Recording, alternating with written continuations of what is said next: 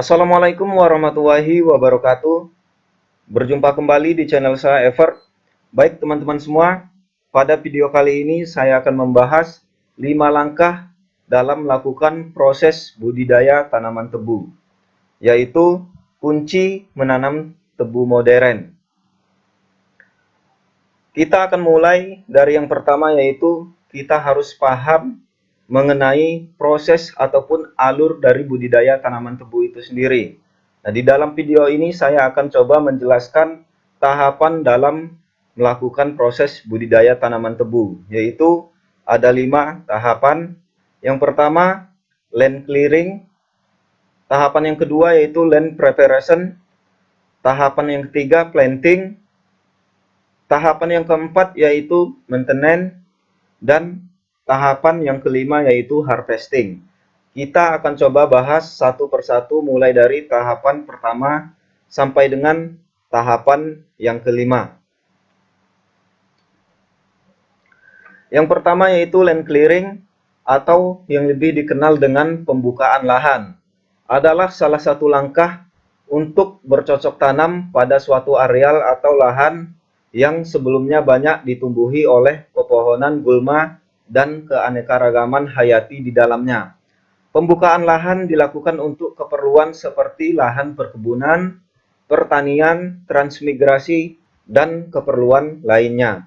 Nah, jadi di sini teman-teman sudah paham ya, artinya pembukaan lahan sama seperti dengan kita budidaya tanaman apapun atau sejenisnya yang akan kita lakukan atau kita budidayakan baik dalam skala kecil maupun dalam skala besar. Yang pasti pertama kita harus melakukan persiapan atau pembukaan lahan terlebih dahulu. Nah, ini contoh-contoh dari pembukaan lahan.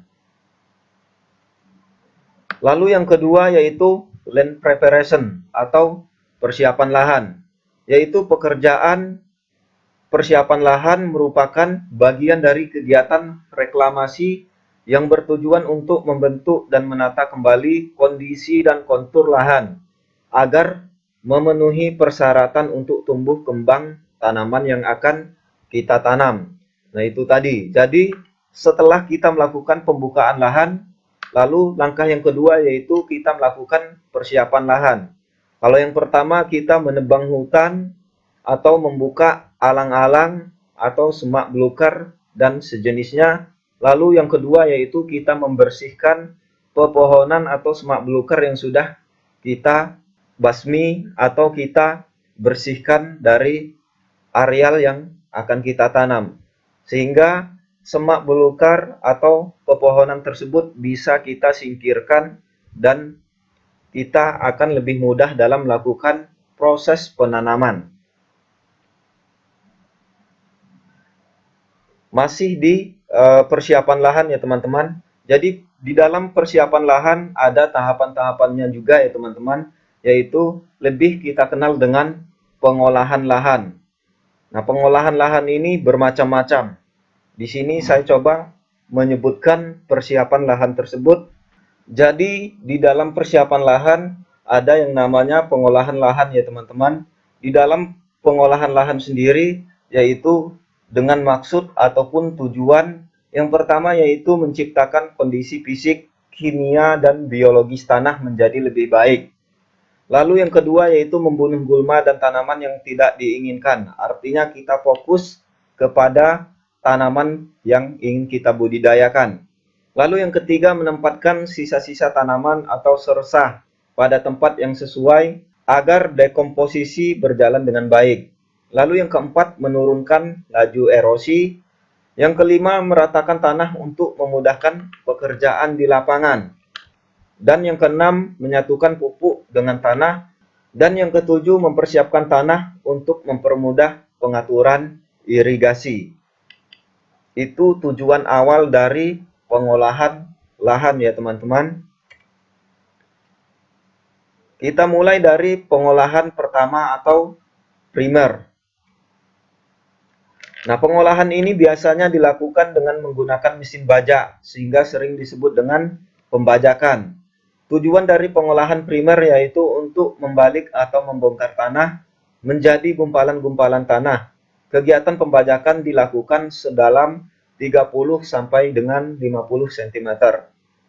Alat yang digunakan dalam pengolahan primer antara lain bajak singkal, bajak piringan, bajak rotari, bajak brojol, dan bajak raksasa. Di samping bisa teman-teman lihat kurang lebih ini adalah bajak singkal ataupun bajak brojol ya teman-teman. Nah, kurang lebih seperti ini teman-teman gambarnya. Ataupun dengan gambar yang lain bisa teman-teman cari di internet ataupun di situs-situs yang lain. Karena beberapa juga ada modifikasi yang lain. Kita lanjut ke pengolahan tanah yang kedua atau lebih dikenal dengan pengolahan sekunder. Nah, pengolahan sekunder dapat diartikan sebagai pengadukan tanah yang relatif tidak terlalu dalam dengan kedalaman tertentu yaitu 10 sampai dengan 15 cm. Tujuan pengolahan sekunder adalah sebagai berikut. Yang pertama untuk memperbaiki pertanian dengan menggemburkan tanah yang lebih baik. Yang kedua untuk mengawetkan lengas tanah. Lalu yang ketiga untuk menghancurkan sisa-sisa tanaman yang tertinggal dan mencampurnya dengan tanah lapisan atas. Alat yang dapat digunakan dalam pengolahan sekunder yaitu garu hero. Nah, biasanya bisa teman-teman lihat di gambar di samping. Kurang lebih garu hero seperti ini ya teman-teman, ataupun dengan modifikasi yang lain. Nah, jadi tujuannya untuk memecah bongkahan tanah yang kita lakukan pada pengolahan tanah primer, yaitu dengan menggunakan bajak singkal atau bajak brojol dengan kedalaman kurang lebih 50 cm dan bajak kedua yaitu 10 sampai 15 cm. Artinya dari bongkahan-bongkahan tanah yang besar pada pengolahan pertama kita pecah lagi atau kita haluskan lagi dengan melakukan pengolahan tanah yang kedua atau pengolahan sekunder. Nah, kurang lebih seperti ini teman-teman, lebih jelasnya. Nah, sedangkan pengolahan tanah menurut intensitasnya dibagi menjadi beberapa juga ya teman-teman. Yang pertama yaitu no tillage atau lebih kita kenal tanpa olah tanah. Nah, umumnya atau biasanya pengolahan atau budidaya tanaman seperti ini adalah budidaya tanaman yang dilakukan oleh masyarakat-masyarakat pada zamannya atau masyarakat-masyarakat terdahulu. Biasanya karena teknologi pun masih minim ya teman-teman, artinya alat berat untuk melakukan proses budidaya dalam pengolahan tanah itu belum banyak tersedia atau terjangkau di pedesaan-pedesaan tertentu. Sehingga setelah dilakukan pembukaan lahan, biasanya dilakukan pembersihan lahan dengan cara membuang atau menyingkirkan lalu tanah atau areal yang akan ditanam langsung dilakukan cocok tanam di situ. Yang kedua yaitu minimum tillage atau pengolahan lahan secara minimal. Pengolahan lahan kali ini yaitu merupakan suatu pengolahan lahan yang dilakukan seperlunya saja. Dalam sistem pengolahan minimum, tanah yang diolah hanya pada spot-spot tertentu, di mana tanaman yang akan dibudidayakan tersebut ditanam. Nah, contohnya bisa teman-teman lihat di gambar yang ada di samping. Jadi, pengolahan lahan pada tahapan yang kedua ini atau minimum tillage, yaitu pengolahan pada bagian pinggir tanaman atau pada bagian yang akan kita lakukan penanaman. Contohnya bisa teman-teman lihat. Jadi, ketika area lapang yang tidak diberi atau kita tanam permukaannya, maka tidak kita olah atau tidak kita gemburkan, atau kondisi fisik tanah kita biarkan. Yang kita olah hanya di bagian dekat perakaran dari tanaman yang kita budidayakan. Lalu yang ketiga yaitu maksimum tillage atau pengolahan lahan secara maksimal. Nah, pengolahan lahan secara maksimal merupakan pengolahan lahan secara intensif yang dilakukan pada seluruh lahan yang akan ditanami. Ciri utama pengolahan lahan maksimal ini antara lain adalah membabat bersih, membakar atau menyingkirkan sisa tanaman, atau gulma serta perakarannya dari areal penanaman, serta melakukan pengolahan tanah lebih dari satu kali baru ditanami.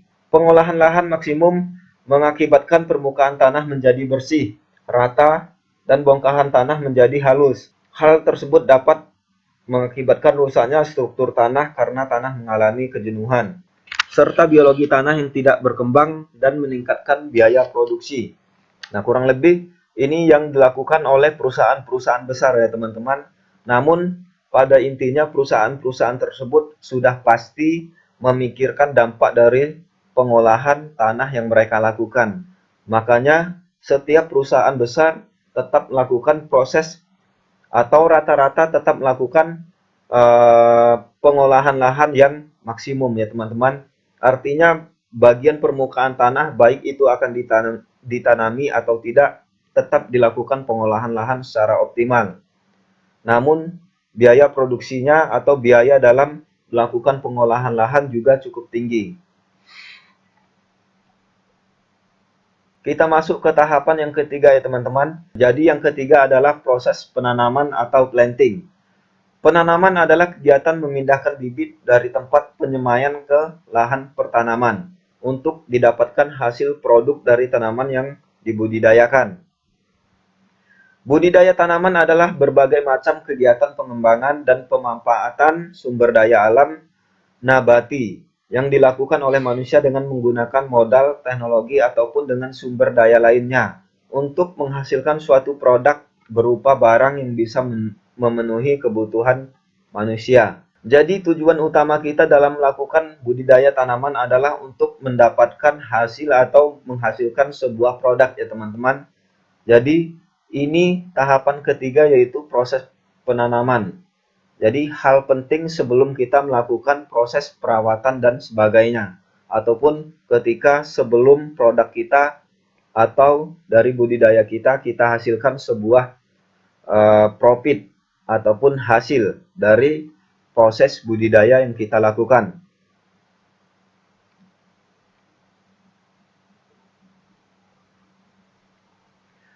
Nah, di dalam planting ataupun proses penanaman sendiri pada tahapan penanaman tebu ada bagian-bagiannya juga ya teman-teman. Yang pertama yaitu di dalam proses penanaman ada yang namanya planting bagal atau kita lebih kenal dengan proses penanaman batang atau stek batang, yaitu batang atau lonjoran tebu kita potong pendek-pendek tanpa mengakibatkan pecah di antara ruas yang kita potong. Nah, contohnya seperti ini ya teman-teman. Ini adalah proses penanaman bibit bagal atau tebu bagal atau yang lebih dikenal dengan stek. Jadi, stek ini kita dari lonjoran batang tebu yang kurang lebih panjangnya 1 meter atau lebih kita potong menjadi kecil-kecil kurang lebih 20 sampai 40 cm. Lalu yang kedua yaitu penanaman tebu dengan sistem bacip. Sistem bacip ini kita lakukan dengan proses menumbuh kembangkan bibit tebu dari mata tunas dari tebu itu sendiri. Nah, jadi ini adalah contoh bibit tebu yang sudah tumbuh. Nah, ini proses penanaman tebu yang sudah tumbuh dari mata tunas yang sudah kita budidayakan sebelumnya. Nah, lalu yang ini adalah proses pengambilan mata bacip yang kita tanam dalam sebuah potre. Jadi kurang lebih ini ya teman-teman bibit yang kita gunakan. Jadi berbeda dengan proses penanaman planting bagal.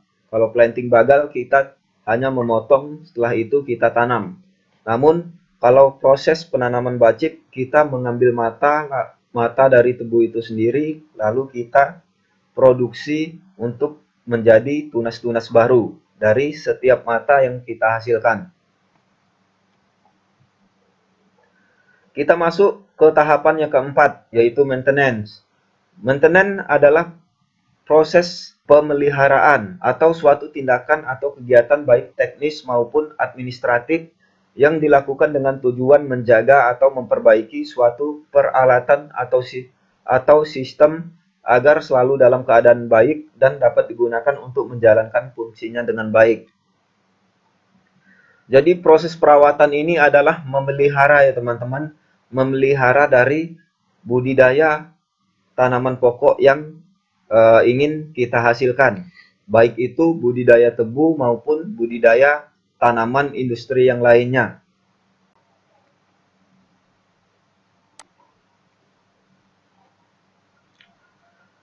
Di dalam maintenance, ketika kita melakukan proses tahapan maintenance, ada beberapa tahapan juga di dalamnya ya teman-teman, terutama dalam proses budidaya tanaman tebu. Yang pertama yaitu kita lakukan penyulaman. Proses penyulaman biasanya dilakukan setelah tahapan penanaman atau yang lebih kita kenal planting. Jadi di sini bibit tebu yang berumur 1 minggu setelah tanam harus diganti dengan bibit baru jika tidak tumbuh atau mati. Nah itu ya teman-teman. Nah penyulaman kedua biasa dilakukan pada saat umur 4 minggu setelah penyulaman pertama. Nah jadi setelah bibit tebu kita tanam, baik itu tanam bacip maupun tanam bagal, kita diwajibkan atau kita harus melakukan proses sulam ya teman-teman. Artinya kita mengganti bibit yang mati dengan bibit yang baru, sehingga hasil tanaman kita lebih maksimal atau produksinya lebih meningkat atau sesuai dengan harapan kita pada saat akan melakukan proses budidaya dalam tanaman tebu. Nah, lalu yang kedua dalam proses tahapan maintenance atau perawatan yaitu pemberian air. Nah, dalam proses budidaya tanaman tebu sendiri memerlukan air yang cukup ya teman-teman, kurang lebih selama 4-5 bulan pada masa pertumbuhannya. Setelah umurnya tua, maka semakin dikit air yang akan dibutuhkan. Penyiraman dilakukan setiap 3 hari sekali sampai tanaman berumur 2 minggu. Saat tanaman tebu mencapai 2-4 minggu, penyiraman menjadi 2 kali seminggu. Waktu berumur 4-6 minggu, penyiraman dilakukan seminggu sekali. Terakhir, umur 6-16 minggu, penyiraman menjadi sebulan sekali. Jika waktu tanamnya sekitar bulan Juni, maka bertepatan setelah 16 minggunya. Sudah masuk musim penghujan sehingga tidak perlu melakukan penyiraman lagi. Artinya, untuk proses yang kedua ini dalam proses maintenance, menyesuaikan ya teman-teman. Ketika teman-teman semua melakukan proses budidaya, juga harus berpatokan atau menyesuaikan dengan kondisi cuaca atau hari hujan, biar tanaman yang teman-teman semua tanam tidak mengalami kekurangan air atau kekeringan. Untuk tahapan yang ketiga yaitu proses pembumbunan. Tahap ini merupakan penimbunan tanah terhadap tiap lubang tanam yang telah dibuat.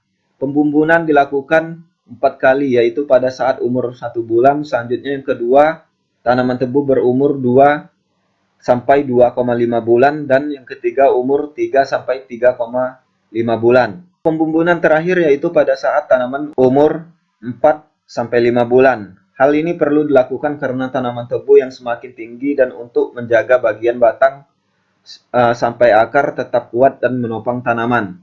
Nah, untuk proses pembumbunan biasanya kita lakukan 2 kali ya teman-teman. Yang pertama yaitu proses pada saat proses penanaman atau setelah batang kita tanam, kita bumbun. Lalu yang kedua yaitu biasanya umur 1,5 bulan atau maksimal 2 bulan kita lakukan pembumbunan. Selain dari agar akar tanaman tidak mengalami kekeringan, juga untuk menopang dari batang tanaman agar kuat dan kokoh dan tidak mudah roboh. Nah, yang keempat yang kita lakukan pada proses tahapan maintenance yaitu pemupukan. Nah, di dalam pemupukan ada 4 hal penting yang harus diperhatikan dalam pemupukan ya teman-teman, agar tanaman tebu teman-teman semua mendapatkan unsur hara yang sesuai dan penyerapan yang tepat serta efisien. Yang pertama yang kita perlu perhatikan yaitu dari jenis pupuk yang kita berikan. Nah, di sini kita juga harus bisa melihat kondisi tanaman ya teman-teman. Artinya tanaman kita kira-kira butuh jenis pupuk apa yang tepat, atau lebih dominan kekurangan pupuk apa. Yang kedua yaitu dosis. Nah, setelah kita mengetahui kekurangan unsur hara yang ada pada tanaman kita, kita akan menentukan dosis yang tepat. Jadi, misal kita memakai jenis pupuk urea, fosfat, dan KCl. Nah, jadi di situ kita harus juga menentukan dosis dari pupuk tersebut. Jadi, ketiga dosis pupuk tersebut tidak sama dosisnya, sesuai dengan kebutuhan tanaman pokok kita. Lalu yang ketiga yaitu waktu pemupukan. Nah, di sini juga harus diperhatikan pada saat apakah di awal musim penghujan atau di penghujung musim penghujan. Dan pada saat pemberian pupuk berapa kali pada tanaman kita sebelum panen, berapa kalikah kita harus memberikan pemberian pupuk. Itu juga perlu diperhatikan ya teman-teman. Dan yang terakhir yaitu dengan cara pemupukan harus dilakukan secara tepat. Artinya teknis ataupun cara kita dalam memberi pupuk pada tanaman kita. Tidak semua tanaman kita lakukan proses penaburan secara sembarangan atau diletakkan di tempat tidak bisa dijangkau oleh akar tanaman. Itu juga percuma ya teman-teman. Jadi kita juga harus perlu memperhatikan cara ataupun penempatan pupuk yang tepat agar bisa diserap oleh akar tanaman secara maksimal. Nah, yang kelima yaitu proses penyiangan, yaitu pembersihan gulma atau tanaman pengganggu bisa dilakukan dengan tenaga manusia dan bahan kimia. Jika menggunakan tenaga manusia harus dibersihkan 4 kali dengan selang waktu 3 minggu setelah tanam. Nah, untuk penyiangan tidak hanya pembersihan gulma ya teman-teman, tapi juga pengelupasan daun kering yang disebut dengan klentek. Atau pengklentekan memiliki tujuan agar menurunkan kelembaban pada tanaman dan meringankan beban tanaman sehingga tanaman tidak roboh. Nah, di situ tadi. Jadi pembersihan bisa kita lakukan secara manual atau dengan secara mekanis atau juga dengan bahan kimia. Biasa kita lakukan dengan penyemprotan atau dengan jenis racun tertentu untuk membunuh beberapa gulma atau tumbuhan yang mengganggu tanaman budidaya kita. Nah, serta tujuan lain dari penyiangan gulma sendiri agar penyerapan dari unsur hara ataupun proses pemupukan yang kita berikan kepada tanaman tidak banyak diserap oleh gulma ya teman-teman. Artinya di situ kita juga memperhatikan proses tumbuh kembang dari tanaman kita sendiri. Kalau kita tidak melakukan penyiangan, maka proses pertumbuhan tanaman kita juga akan berkurang karena unsur hara yang diserap lebih sedikit dan bersaing dengan gulma atau tanaman yang lain selain dari tanaman budidaya kita. Nah, untuk proses pemupukan dan penyiangan bisa teman-teman semua lakukan sendiri. Artinya, apakah proses pemupukan dilakukan terlebih dahulu baru penyiangan, atau proses penyiangan terlebih dahulu baru dilakukan proses pemupukan. Nah, itu tergantung dari kondisi areal teman-teman sendiri. Jadi perlu kita perhatikan dan perlu kita analisa terlebih dahulu agar pemberian unsur hara kita tidak sia-sia atau terbuang percuma. Nah, gambar yang kedua yaitu proses pengklentekan tebu ya teman-teman. Jadi yaitu kita mengelupas daun tebu agar mengurangi kelembaban, serta kita juga membabat beberapa gulma yang merambat dan mengganggu pertumbuhan tanaman pokok kita. Nah, yang terakhir yaitu tahapan maintenance, yaitu mengatasi hama dan penyakit. Nah, untuk hama sendiri merupakan hewan pengganggu tanaman dengan cara menghisap atau memakan bagian tanaman. Untuk menghindarinya dapat dicegah dengan menanam varietas tebu tahan lama atau tahan dengan hama, yaitu kebersihan kebun terjamin dan rotasi tanaman, artinya pergantian tanaman beberapa musim sekali. Cara untuk mencegahnya yaitu dengan menanam varietas tebu tahan penyakit juga. Nah, ini kalau kita untuk mengatasi penyakit pada tanaman tebu. memilih bibit yang sehat, steril, ataupun pisau peralatan yang kita gunakan itu steril dari beberapa hama ataupun penyakit yang riskan menyerang tanaman tebu. Lalu memilih bibit yang sehat, pemberian nematisida waktu pengolahan tanah. Artinya kita coba menekan hama-hama yang ada dalam tanah agar tidak memakan tanaman budidaya kita.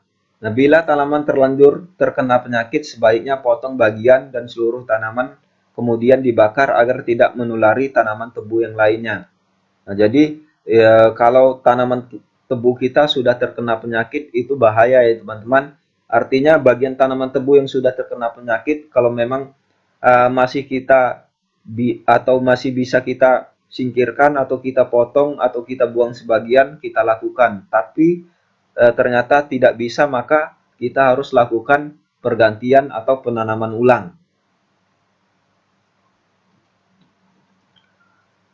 Nah, kita masuk ke tahapan yang kelima, yaitu harvesting. Nah, harvesting adalah proses pemanenan. Nah, panen tebu dilakukan dengan menebang batang-batang tebu yang sehat atau tebu layak giling, mengumpulkan dan mengangkut ke pabrik gula untuk digiling. Penebangan dapat dilakukan secara manual maupun secara mekanis atau tenaga mesin seperti alat tebang.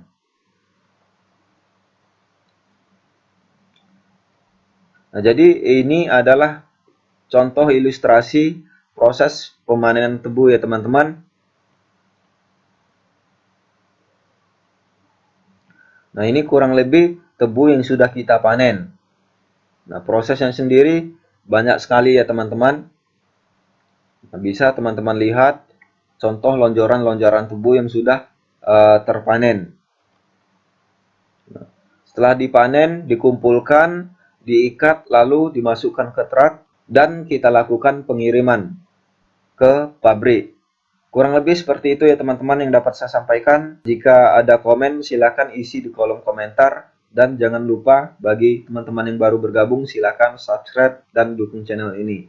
Sekian, terima kasih.